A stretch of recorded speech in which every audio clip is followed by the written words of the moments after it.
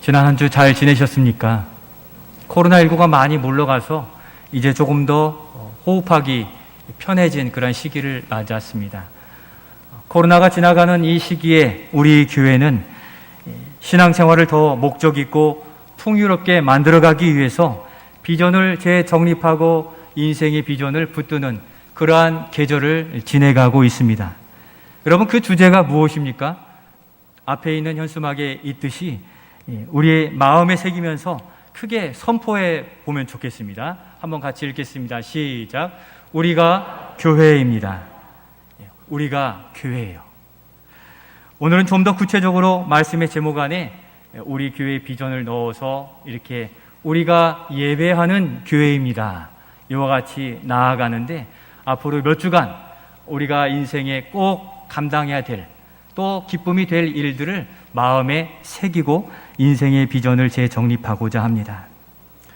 지난 주일 이스라엘 백성들을 애굽에서 출애굽시켜서 광야에 가서 이것 하도록 부르셨다고 했는데 무엇하기 위해 부르셨다고 했습니까? 여호와께 제사하기 위해서. 오늘날 치면 하나님께 예배 드리도록 그 죄악에서 건전해 주셨다라고 말씀하고 있습니다. 그 광야에 있었는데도 불구하고 스데반 집사님은 거물 없이 그 무리들을 뭐라고 했습니까? 광야교회다라고 표현하면서 그래서 우리가 교회인 것입니다. 우리가 교회의 비전을 정립하기 위해 비전 노트로 이렇게 나눠드리고 있는데 지난주 유인물 빈칸에 잘 기록해 보셨습니까? 어려우시다는 분들이 좀 계셔서 오늘은 잘 보시면 기록할 수 있는 여지가 이 안에 다 들어 있습니다. 지난주 우리가 그 안에 교회란 무엇입니까? 괄호 넣기를 한번 해보았는데 다 넣어보셨습니까? 한번 넘겨주시고 같이 한번 읽겠습니다. 시작. 교회란 시작. 세상으로부터 부름받은 거룩한 성도들의 모임입니다. 에클레시아. 에클레시아도 한번 따라 하시겠습니까? 에클레시아.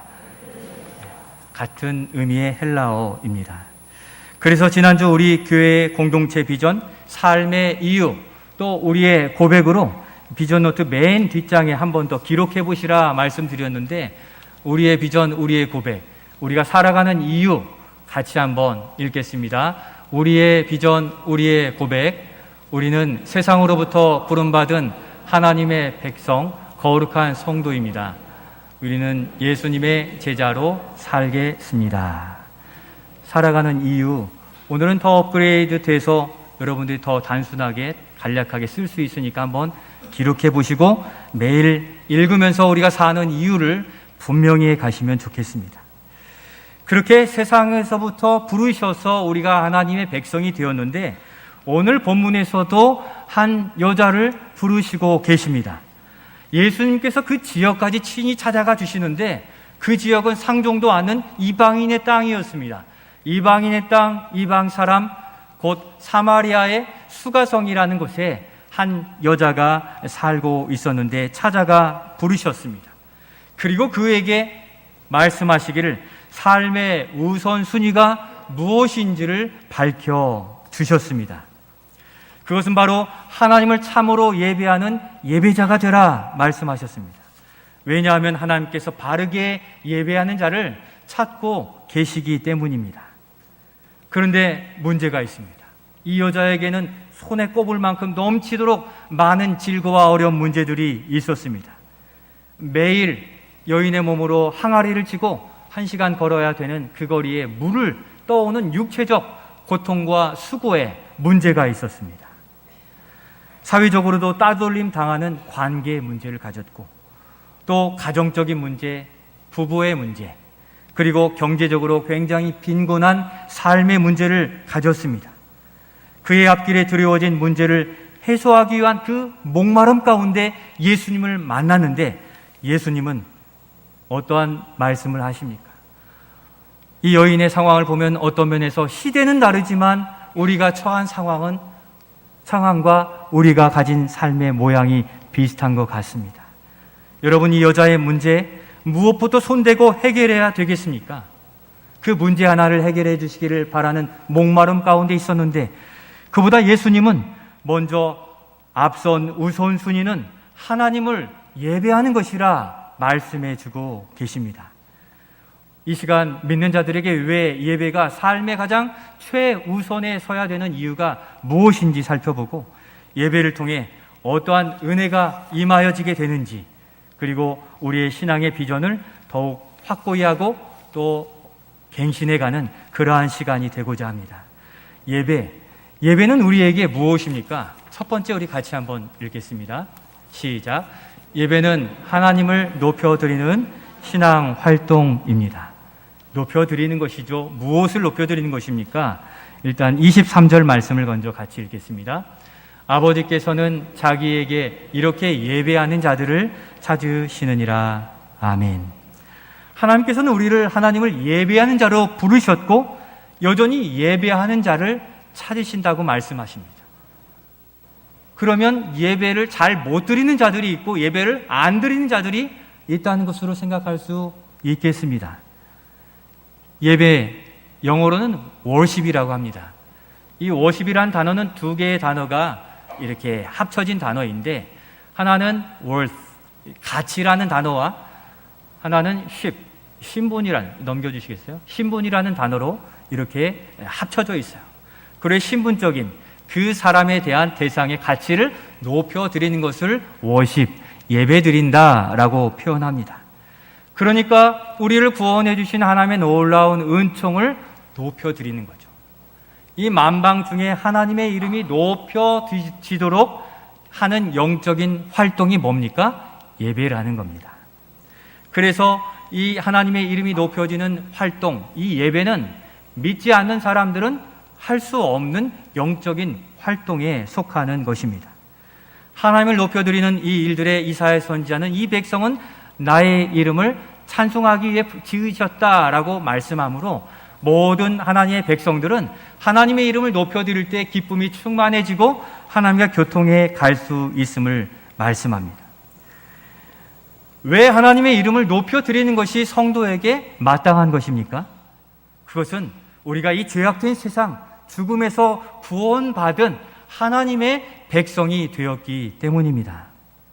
우리가 죄의 종이 되어서 이미 죽은 자들로 아무런 은혜 없이 세상에 썩어질 그것을 조차 살아가는 존재였는데, 하나님께서는 우리를 사랑하셔서 하나님의 가장 사랑하시는 그 아들 예수 그리스도를 보내셔서 우리가 평생 앞으로 지을 죄까지 그 죄의 형벌을 예수님이 다 담당하게 하심으로 십자가 그 보혈로 우리를 죄를 다 씻어주심으로 우리가 이신칭이 의롭다 칭함 받아 하나님의 백성 되고 하나님의 은혜를 누리게 되었기에 마땅히 우리 하나님을 찬양 드리는 백성이 되어야 될 줄로 믿습니다.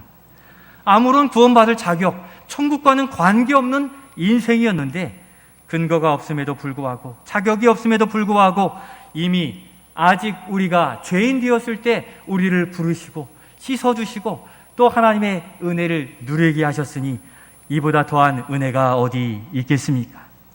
그래서 우리는 불편하고 힘들고 아프고 어렵고 가난하고 또 약해도 감사하고 하나님을 높일 이유는 하나님은 우리의 구원자가 되시기 때문인 줄로 믿습니다. 우리를 평생 돌보아 주시고 치료자가 되어주셔서 여전히 이 믿음 가지고 여기 코로나를 지난 이때에도 예배하는 백성으로 여기 있게 하신 하나님 때문에 우리는 여전히 하나님을 높이는 일을 즐거이 감당해야 되는 것입니다. 그래서 하나님을 높여드리는 예배는 교회인 우리에게 마땅한 것입니다. 세상과 구별되는 가장 큰 특징입니다. 예배를 통해 우리는 세상에 하나님이 어떠한 분이신지를 드러내는 것이거든요.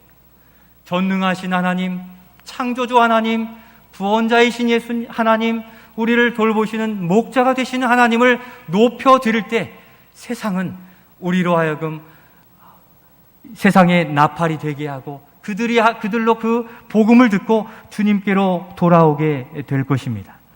바로 우리가 하나님의 하나님 되심을 높여드리는 예배자의 삶을 기쁘게 살아가실 수 있기를 소원합니다. 그 은혜를 고백하는 예배자를 찾으신대요. 이 사마리아 수가성인 어디서 예배하고 누구를 예배해야 될지를 알지 못해 그의 예배는 받아지지 않는 예배, 세상에서 말하는 제사가 되어버린 거죠. 오늘 하나님이 그렇게 예배한 자를 찾으신다 하시는데, 오늘 우리가 하나님께 드리는 그 예배가 하나님께 상달되어지는 예배가 되고 있는지 돌아보실 수 있기를 소원합니다. 이 사마리 여자가 예수님을 만나고 진정한 예배자로 변화되고 어떠한 변화를 가졌습니까? 절망과 고통스러운 삶의 문제를 가진 그 사람이 그 문제보다 더 앞서 행한 것이 39절에 나타나는데, 어떤 일이 있었습니까? 우리 39절 말씀 같이 한번 읽겠습니다. 여자의 말이 내가 행한 모든 것을 그가 내게 말하였다 증언하므로 그 동네 중에 많은 사마리아인이 예수를 믿는지라. 아멘. 하나님의 이름을 높여드리는 이 변화로 바로 많은 이들을 구원해 낸 것입니다. 지난주일 말씀을 따라 표현한다면 그들의 심령에도 하나님의 나라가 임하여지고 하나님의 복을 누리는 백성으로 영향력 있는 삶을 살게 되었다는 겁니다. 예배 가운데 진정한 하나님을 만나니 그의 근심, 걱정, 문제가 해결된 것입니다. 왜입니까? 전능하신 하나님이시기에 그 문제를 해결해 가시는 겁니다. 사랑하는 성도 여러분, 학업과 일터의 문제, 또 가족의 질병의 문제, 가족의 문제를 만나 고통스러운 가운데 있습니까? 하나님 그것을 통해 하나님의 이름이 높임 받으실 기회를 만들어 가시는 것을 믿음으로 믿고 나아가실 수 있기를 소원합니다. 그 많은 삶의 문제와 고통을 아는 이 수가성 여인을 통해 어느 곳에서나 하나님만을 신뢰하고 예배함으로 변화와 치유와 하나님 나라의 은혜를 바로 그곳에서 누리게 하신 일들을 바라보시면서 우리가 오늘 마주한 고통과 어려움, 삶의 문제들 앞에 예배자로 온전히 섰을 때 하나님이 치료하시고 회복하시는 놀라운 역사를 기대하시며 하나님이 찾으시는 그 예배자로, 하나님을 높여드리는 예배자로 서 가실 수 있기를 소원합니다. 두 번째, 교회인 성도에게 예배는 무엇입니까? 두 번째 한번 같이 읽겠습니다. 예배는 하나님 나라가 임하게 하는 신앙 활동입니다. 예배 가운데 하나님 나라가 임하는 놀라운 역사, 감동의 은혜가 있습니다. 24절 말씀 같이 읽겠습니다. 한번 넘겨주시겠습니까? 하나님은 영이시니 예배하는 자가 영과 진리로 예배할지니라. 아멘. 영과 진리로 예배하라고 했고, 우리도 기도 때마다 기도하는 제목이 바로 이것인데, 먼저 영으로 예배한다는 것은 무엇입니까?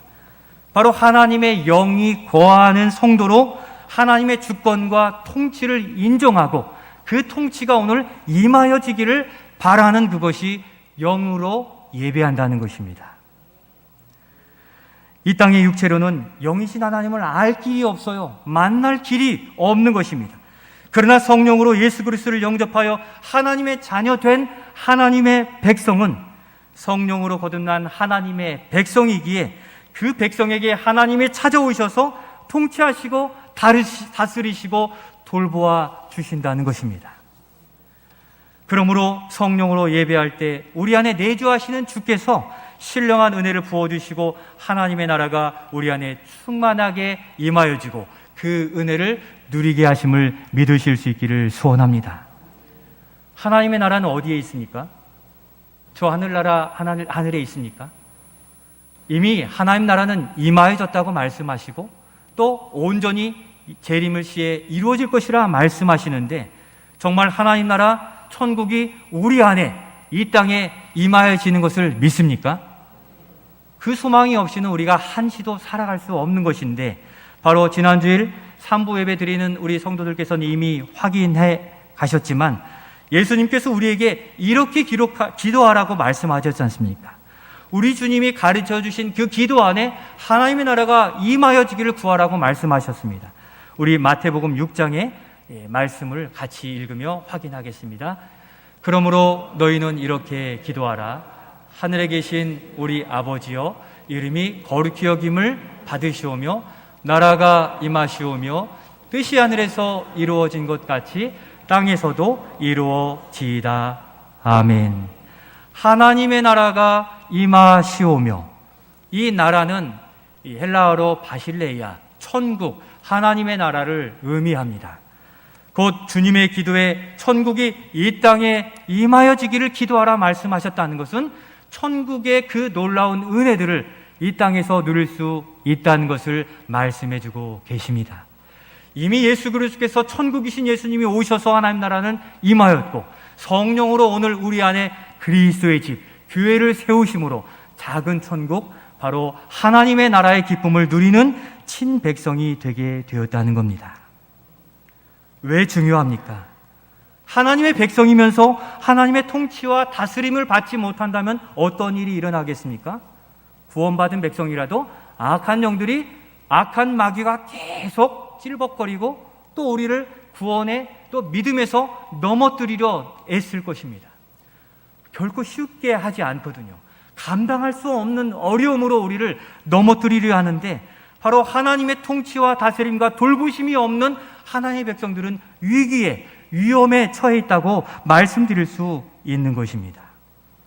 하나님의 통치와 다스림은 강압적이거나 기계적이지 않아요. 몇 시간을 막 채워야만 되는 게 아니에요. 그 하나님을 만났는가, 그 하나님과 교통하는가, 거기에 달려 있는 것인데, 목자가 양을 보호해 주듯이 이 땅의 삶에서 우리를 보호해 주시고 돌보아 주시는 겁니다. 우리의 아픔, 또 우리의 연약함, 또 남에게 말 못할 그 사정들을 고백하면 우리 주님이 들으시고 거기에 합당한 말씀으로 응답해 주시고 답을 허락해 주신다는 사실이에요. 이 땅에서는, 이 땅의 육신으로는 하나님 나라의 것을 결코 누릴 수 없는데, 우리는 예배를 통해 하나님께 인격적으로 나아가 우리의 상한 심령을 아뢰고 주님과 대화하면서 그 응답을 경험하게 되는 겁니다. 하나님의 통치와 다스림, 그 돌보심으로 하나님과의 교제가 그렇게 예배 가운데, 또 삶의 예배 가운데 이루어지게 된다는 것입니다. 이것이 하나님과 우리 사이에 이루어지는 영적인 교제이고, 헬라어로 그것을 코이노니아라고 의미하는 것입니다. 어렵지만 한번 따라해 주시겠습니까? 코이노니아. 하나님과 우리 사이에 성령의 감동으로 교통되어지는 놀라운 역사, 그 은혜가 부어지고 생명수가 우리 안에 부어지는 역사가 바로 이 가운데서 일어나게 되는 것입니다. 그래서 예배는 교제예요. 코이노니아입니다. 교회의 생명력을 불어넣는 신앙활동, 영적인 활동이에요. 그래서 우리가 예배에 육신으로 참여하고 돌아가면 아무런 유익이 없어요. 주님과 영적으로 교통하는 겁니다. 우린 영의 사람이기에 우리가 전심으로 하나님을 예배하면 하나님과의 교통함이 이루어지게 되는 겁니다. 예배야말로 이 세상과 완전히 구별되는 하나님의 나라가 임하는 하나님의 역사를 경험하는 그 통로가 됩니다. 그렇게 예배, 교회인 우리가 결코 그냥 지나칠 수 없는 생명을 살리는 신앙 활동이에요. 그래서 주의를 지키라는 의미는 이와 같이 하나님을 경험하고 하나님의 나라를 확인하고 돌아가라고 말씀드리는 것입니다. 이렇게 우리를 다시 살게 하는 이 예배, 가장 귀한 것으로 여기며 예배를 소망하며 전심전력으로 하나님께 예배하는 예배자들이 다 되시기를 예수님의 이름으로 축원드립니다. 그러면 마지막으로 교회인 우리에게 예배는 무엇입니까? 세 번째 같이 읽겠습니다. 예배는 하나님과의 언약을 갱신하고 교제하는 시간입니다. 조금 어려운 단어 언약, 또 갱신이라는 단어가 나와 있는데 설명을 드릴 것입니다. 하나님과 언약을 갱신하고 교제한다는 것, 하나님 원하시는 예배, 23절 말씀 다시 한번 읽겠습니다. 아버지께 참되게 예배하는 자들은 영과 진리로 예배할 때가 오나니 곧 이때라. 아멘. 이때라. 이때는 언제입니까? 예수님이 부활 승천하시고 하나님 보좌 우편에 계실 때 보내신다고 하신 보혜사 성령이 이 땅에 강림하신 이후에 이때를 의미합니다. 그래서 우리가 사는 시대를 성령 시대라고 말씀드리는 것입니다. 성령은 우리에게 어떠한 역사를 행하시냐를 분명히 하는 것은 너무 중요합니다. 요한복음 16장 13절에 성령이 하시는 일들이 나타나 있는데 우리가 생각하는 것과 좀 다를 수 있습니다. 한번 같이 읽겠습니다. 그러나 진리의 성령이 오시면 그가 너희를 모든 진리 가운데로 인도하시리니 그가 스스로 말하지 않고 오직 들은 것을 말하며 장래일을 너희에게 알리시리라. 아멘. 여러분, 성령은 갑자기 무언가를 창조해내는 그런 분이 아니라 하나님의 나라와 하나님의 사역을 이루어 가신 예수 그리스도의 사역을 바통을 이어받아 주님이 약속하신 일들을 다 이 땅에서 이루시는 사역을 감당하신다는 거예요. 그러니까 성령을 내 필요를 따라서 성령 하나님 이거 주세요, 이거 이루어 주시기를 기도하는 이것은 조금 좀 더 업그레이드 될 기도의 모양입니다. 성령 하나님은 바로 우리를 진리 가운데로 인도하셔서 예수님이 말씀하신 그 일들을 다 이룰 그 능력과 환경과 또 은사를 베풀어 주신다라고 말씀합니다. 오직 예수님께서 말씀하신 것을 말씀하시는 영과 진리로 예배하라는 이 일들을 우리가 좀 생각해 보고자 합니다. 성령님은 진리를 기억나게 하신대요. 그러면 진리로 예배한다는 것은 무엇입니까? 이런 거일 겁니다. 제가 한 1년 전쯤 제 딸이 저에게 아빠 옷 좀 사주세요 이렇게 요청을 하는 거예요. 제가 거절하겠습니까? 사랑스러운 딸, 자녀인데 다 들어주겠죠. 그래서 옷을 사주기로 하고 약속을 했습니다. 그런데 우리가 바쁘잖아요. 어찌어찌 바쁘다는 이유로 자기 학교 생활 이유로 저의 이유로 그냥 지나가 버리게 된 거예요. 그러니까 저는 돈을 세이브하게 된 거고 그 딸은 어떻게 됩니까? 그 옷을 살 기회를 잃어버린 거죠. 약속은 했는데 잊어버린 거예요. 그러니까 약속에 옷을 못 얻은 거죠. 그러다가 한 달쯤 있다가 생각이 났나 봐요. 저에게 와서 아빠 약속했잖아요. 그거 사줘야지. 야, 너도 잊어버리고 나도 잊어버렸잖아. 그렇게 얘기하면서 알아서 사줄게. 어떤 옷이 필요한가 이렇게 물었더니 이런 티셔츠인데 요즘 유행하는 것이 이것이고 또 길이가 어떻고 이러한 얘기를 해요. 바로 저와 딸 사이에 이 대화와 교제가 이루어지는 거죠. 그 약속을 기억하고 그것을 이루기 위해서 찾아온 그 딸은 옷 샀겠습니까? 못 샀겠습니까? 샀습니다. 기뻐서 다음에는 더 큰 거 사달라고 할 것이 분명한데도 제 마음은 기뻤습니다. 진리로 예배한다는 것이 바로 그러한 이치와 같습니다. 진리 곧 하나님께서 우리에게 언약하신 것을 기억하고 그것에 대해 하나님께 묻고 확인하고 잊었던 것을 다시 갱신하여서 서로 신뢰가 쌓여가며 그 약속을 다시 받아 소망 가운데 그 은혜를 얻어가는 것이 진리로 예배한다는 것입니다. 하나님의 말씀이 바로 예배의 필수예요. 약속을 붙들지 않고 온 예배자는 공허할 수밖에 없어요. 하나님의 음성이 자동차야, 집이야, 이게 아니잖아요. 그 약속을 붙든 자가 그 응답을 얻을 수 있게 된다는 겁니다.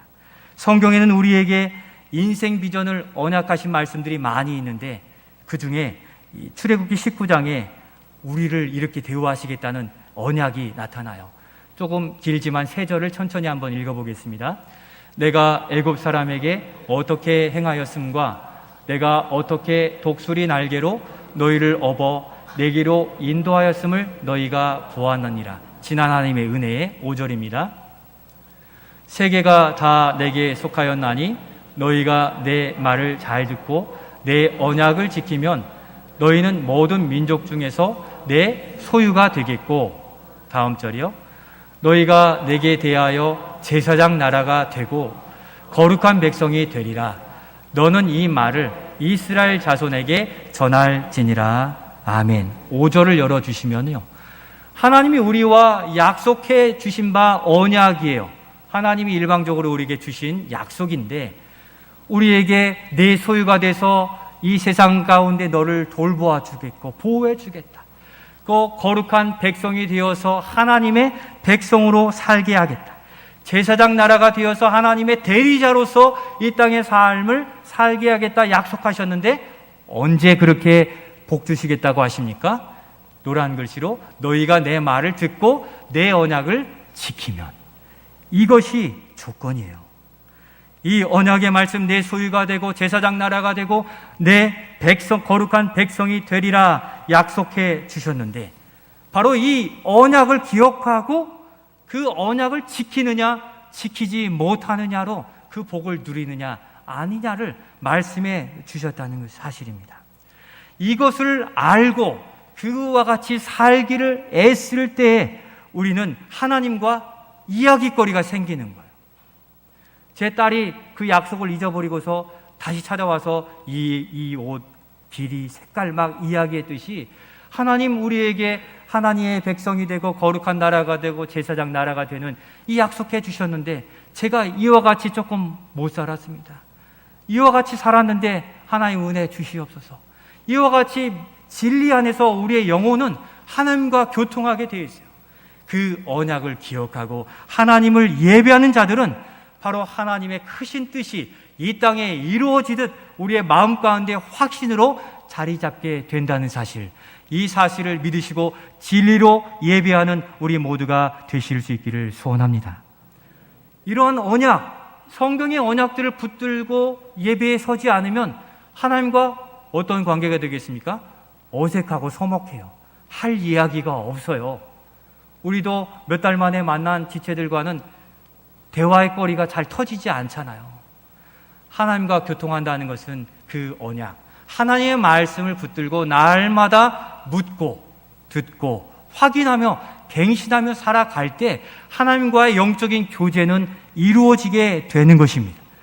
그래서 그 말씀의 묵상과 삶을 통해 산 한 주가 예배 가운데 드려지고 묻고 응답받고 또 힘을 얻고 위로를 얻고 치료받는 그 영적인 교제가 진리 가운데 이루어지게 된다는 것입니다. 지난주 우리가 교회입니다. 기억하고 삶의 자리에서 힘쓰고 돌아보셨습니까? 그와 같이 살려고 몸부림치고 애써야 예배 가운데 주님과의 영적인 교통함이 일어나게 된다는 거예요. 그것이 우리의 성경 읽기든 필사이든 말씀 묵상이든 그 말씀이 삶에서 주님과 교통함이 될 때 이 예배는 살아있는 응답이 우리에게 있어질 줄로 믿습니다. 결코 오랜 신앙생활을 했다고 깊어지는 게 아닌 것입니다. 이 언약을 기초로 주님께 묻고 그것을 두고 기도하면서 교제를 가질 때 우리는 더 깊어지고 더 성숙해진 믿음으로 나아갈 수 있음을 기억하시기 바랍니다. 5년, 10년, 15년 전의 믿음 그대로 있을 수 있어요. 진리의 말씀, 약속의 말씀을 자꾸 캐내어서 그 보물을 붙들고 몸부림치며 더 어려운 일들도 믿음으로 살려 할 때 우리는 더 깊은 은혜, 더 풍성한 은혜를 누리게 되는데 그것이 진리로 예배한다는 표현의 의미가 되는 것입니다. 그래서 우리가 하나님과 교제하기 위해 성령 충만함과 더불어 바로 하나님의 말씀이 동반되어야 됩니다. 그러니까 우리 교회가 강조하는 말씀 묵상 없이 더 깊은 신앙의 성숙과 교제로 나아가기 어렵다는 것입니다. 기도가 깊어져도 그 깊어짐이 진리로 깊어지지 않아요. 풍성해지고 또 부유하게 누릴 수 있으나 깊이는 진리를 통한 기도 가운데 나타나게 되는 것입니다. 그렇게 우리가 진리의 말씀은 날마다 붙들고 기도하고 찬양하며 그렇게 살아갈 때 하나님의 크신 역사, 하나님의 나라는 더 깊어지고 부유해지고 풍성해져서 이 사마리아 수가성 여인이 가진 삶의 문제도 하나님 나라에 들어왔을 때 다 해결되어서 그는 그 문제가 아니라 그를 구원해 주시고 치료해 주신 예수 그리스도를 전하는 일들이 가장 우선이요, 삶의 예배가 진정으로 회복된 기쁨으로 살아갈 수 있게 된 것을 기억하실 수 있기를 소원합니다. 사랑하는 성도 여러분, 우리가 예배하는 교회예요. 예배는 교회의 어떤 프로그램 중에 하나가 결코 아니에요. 크리스찬으로서 존재하는 이유가 예배인 것입니다. 하나님으로부터 구원받았기에 하나님과 코이노니아 교제하는 이보다 더 귀하고 값진 것은 이 세상에 없다는 것입니다.